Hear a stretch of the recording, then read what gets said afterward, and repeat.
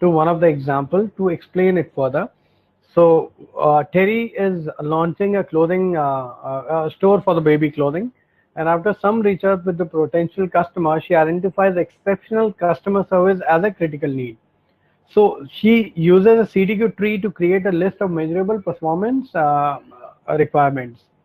So the customer requirement, the VOC, is the exceptional customer service. What is the theme or what is the customer requirement? It can be quick resolution, it can be accurate resolution, and it can be courteous service. Right? Exceptional customer service can mean these three things, right? Correct. Right. Now let's look at quick resolution. Quick resolution. Now, what is the customer need, or how can we achieve quick resolution? You know, when we have a low talk time and low hold time, right? And then for accurate resolution, how would you know that the resolution is accurate? When the customer would not need to call back. Okay. For low talk time, right, if you say talk time less than 60 minutes, now you can measure it. Every call you can measure whether it has met the customer need, or it has met the customer requirement, and have you fulfilled the customer VOC for that particular call.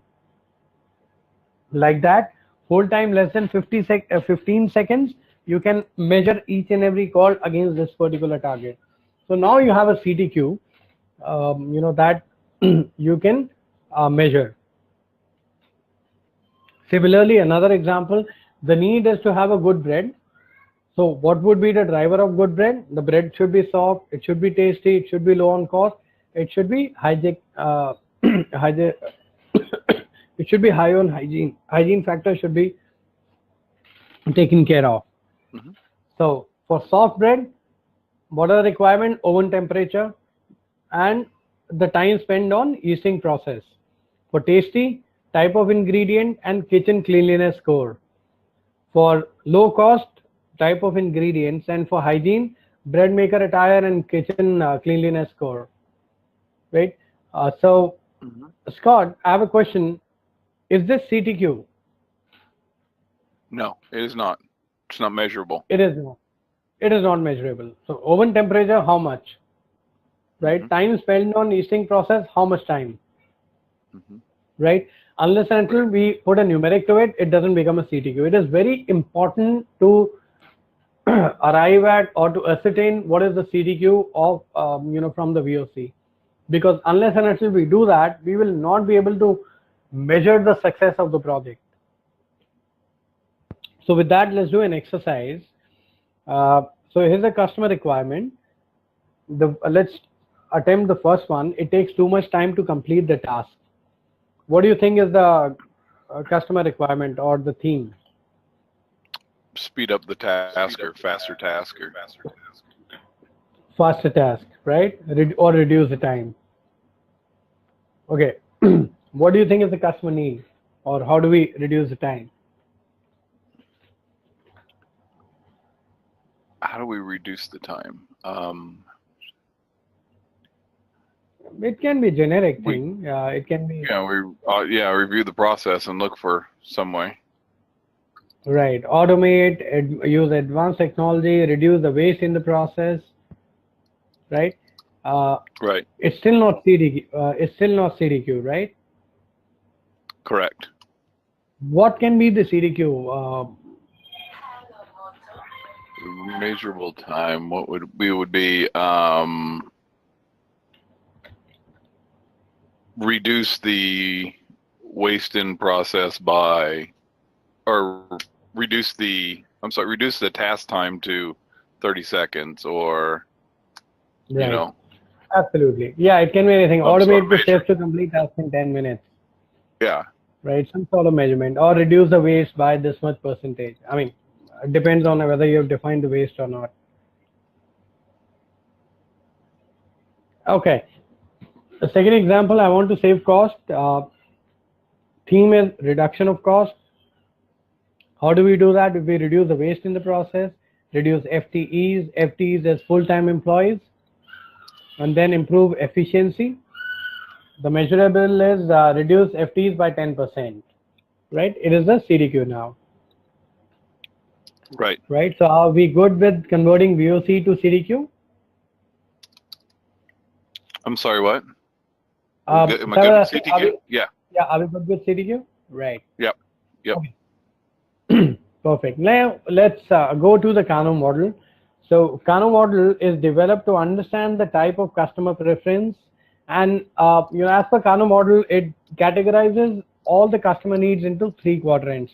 Let me just take you through a video. It's an amazing video on Kano model, and it clarifies the entire model. And once we have seen the video, then we'll talk about Kano model. Let me know when if it's loud enough for you. Okay.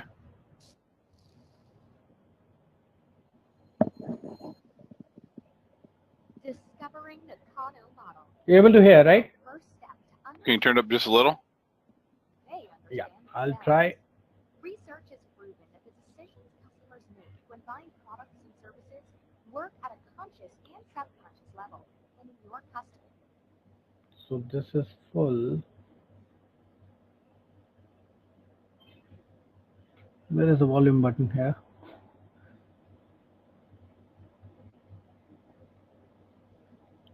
Just 1 second. I'll unshare and then.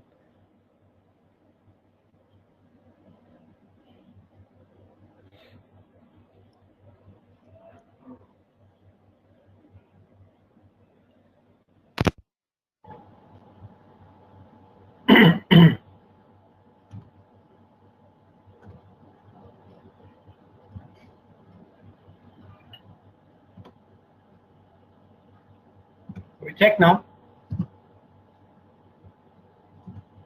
I can't hear it at all yet.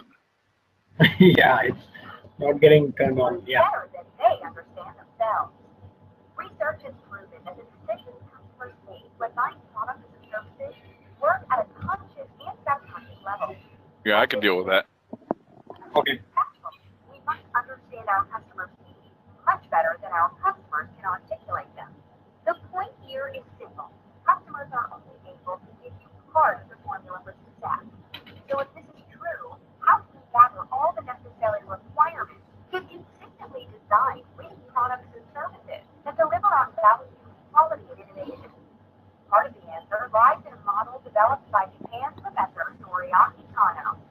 His model describes 3 distinct and unique types of customer needs that occur at a conscious and subconscious level. If we miss any of these, we're likely to end up with a lukewarm offering that's not very competitive or profitable. The model starts with a set of axes where 3 types of requirements will be plotted. The vertical axis is a satisfaction, from very satisfied at the top to very dissatisfied on the bottom, and neutral in the middle. The horizontal axis objectively describes how well each need has been executed or fulfilled. All the way to the right, the need has been very well executed. All the way to the left, executed very poorly or not at all. We'll give you a product and service example to illustrate the 3 categories of requirements. Let's start with a product example. Fuel economy on a car. So the first of 3 types of requirements are called performance requirements.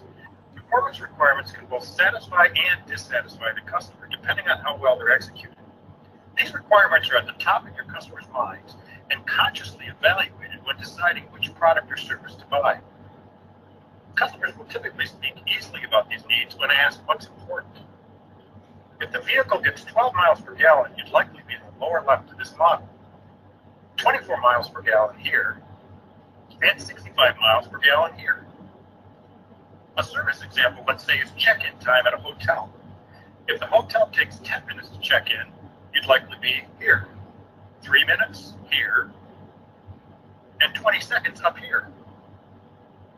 This is what the performance needs look like. The second type of requirements are called basic requirements. Their presence doesn't directly add to satisfaction, but their absence will result in extreme dissatisfaction. These are the requirements that customers typically don't give much thought to or even talk about unless they are violated. They are the givens, items that are expected and taken for granted. A product example might be a car car door's ability to miss a standard curve when parked next to it. If it hits the curve when opening the door, customers will obviously be quite upset. If the door easily clears the curve, the customers won't even notice and their satisfaction remains neutral. A service example might be providing the right temperature in a hotel's conference room. Too hot or too cold, the guest will likely be very uncomfortable and verbally complain. If the temperature is perfect, customers likely won't even notice. Their satisfaction will remain neutral. The third and my favorite type of requirements are called the excitement requirements. Kano originally called these attractive or delighters. These are the innovations that differentiate you from the competition. Some people call these the wow factor or USPs, unique selling propositions. They delight the customer when delivered, but don't cause any dissatisfaction when missing. They also play a critical role in the success of the most profitable products and services because they're often linked to emotions and unmet or latent needs. A product example of this might be a car that can't get dirty so it never needs to be washed. Or how about a cell phone that never needs to be charged? If either of these are missing in your next purchase, you'll be neutral. But if they are present, your satisfaction will likely soar. A service example might be a hospital that will order in a meal from a patient's favorite outside restaurant and deliver it to their room. Again, you won't be dissatisfied if you didn't get this service, but you'll be delighted if you receive it with very little or no extra charge. Excitement requirements delight the customer when they're present, but don't result in any dissatisfaction if they're absent. Another important detail about the Kano model, especially excitement quality, is how the requirements can jump categories over time. History has proved that what is exciting today will be asked for tomorrow and expected the next day. In other words, excitement quality will become performance and eventually basic. A few examples of this phenomenon are cameras and internet access in cell phones, power steering in a car, pay at the pump in a gas station, and free wireless internet in most coffee shops. All these were great innovations at one point in time, but are common practice today and accepted by the customers. The new learning point here is the need to continually prime the pump with new ideas and innovations, because those excitement qualities will differentiate your products and services for only a brief period of time before they're copied, circumvented, or adopted by all of your customers. Okay. Scott, interesting video. Yeah. Right. Have you heard about Kano model earlier? I saw it, yes, in the pre-study stuff, yeah. Okay.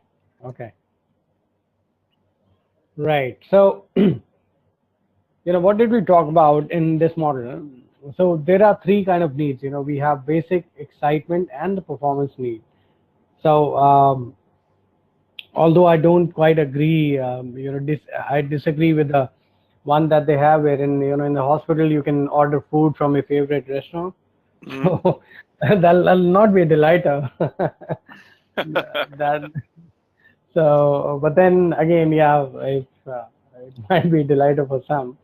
But then, so there are a lot of companies who invest a lot of money into finding the delighters. They lay down the kind of delighter that they would release year on year basis. iPhone is one, Apple is one company. They, for every new model that they come out with, they have the delighters already decided, and if there is any new technology that comes in, they integrate that in the mobiles that they come out with. So almost all the companies they need to work on delighters because customer has become very demanding nowadays. And similarly, if you so this is a product example when you're doing B2C sales, but then if you look at B2B and if you're delivering the business, if you have a process for a particular business, or for that matter internal customer as well. So internal customer can be our managers or the bosses. Now they would also want delighters now. So Six Sigma, as we say, it used to be a delighter at one point of time. It has slowly and steadily it has come into a performance need. So the more you do it, the better you do it, the happier the customer is going to be. the lesser you do it, the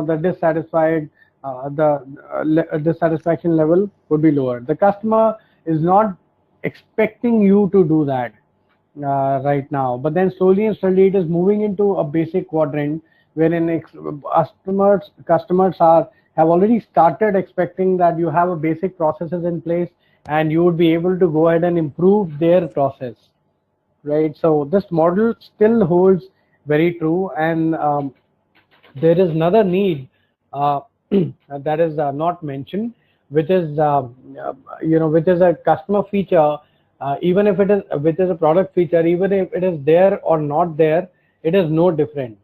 Customer would not bother or would not mind or would not complain if that feature is not there. And even if you put that feature, customer would not be happy, or customer would not basically would not bother about that particular feature that we have. Okay, so these are the primarily three kind of needs that we have in Kano model. Any question on Kano? No, I'm good.